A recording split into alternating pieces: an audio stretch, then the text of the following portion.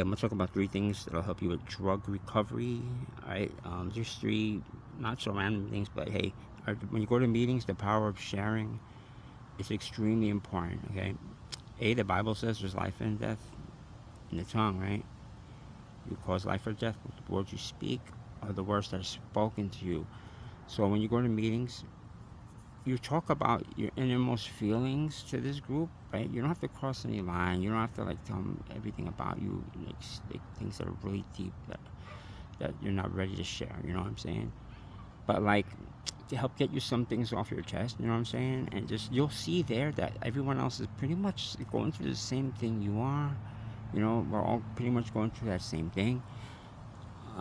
So, and you don't understand. People will can learn from what you're saying, and you can make them feel a better way about themselves.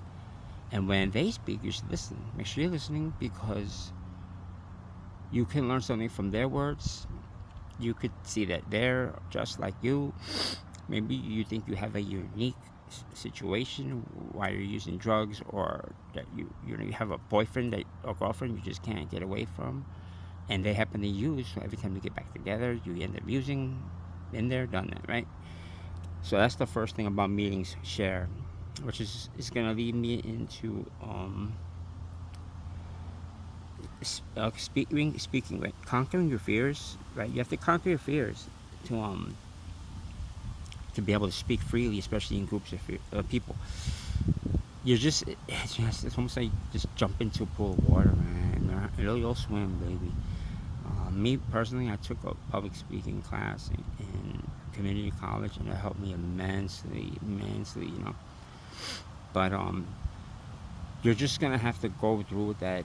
Think about the reasons why you want to stop, or you need to stop using drugs and alcohol, and then what's worse, like using or conquering this fear and just going out there, maybe embarrassing yourself, maybe, you know what I'm saying?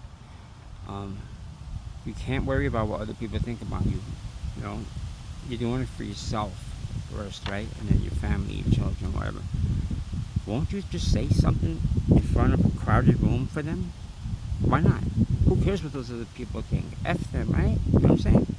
That's just gonna lead me back to the core. So now, to conquer those fears, you have a fear of speaking. A lot of people, including me, I started drinking because I had a fear of speaking to girls, groups of people at parties, whatever.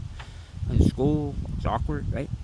So I started drinking to help quell that fear. I was self-medicating to so I could think. I thought I was going to be more outgoing. Yeah, maybe I had more friends at the end of my drinking stint. But the thing is that I didn't say too many wise words during that time. I didn't like do too well for myself, to be honest with you. I could have went to college at the age of 15 because I got my GED at 15. You get your GED at 14. It's bypass high school. So it's community college. I could have went at 15. I could have been somebody now, you know. And I'm struggling, but now I'm already like, you know, fuck the world. It's more about spirituality. It's about what you share, your purpose of life, all right? So that's another thing. Your purpose of life is not your purpose of life and God. And isn't that word going into a bunch of people and saying whatever? It doesn't mean you have to go overboard like me and just start saying stupid shit for anybody. But listen, you have to get to the core of why you even began using in the first place. Alright? And that's part of like psychology, you know?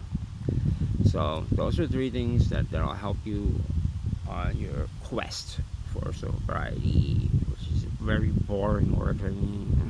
Sober. Isn't your quest to be clean? No. This will help you on your quest to be yourself and fulfill your life purpose, to be a true child of God without the use of chemicals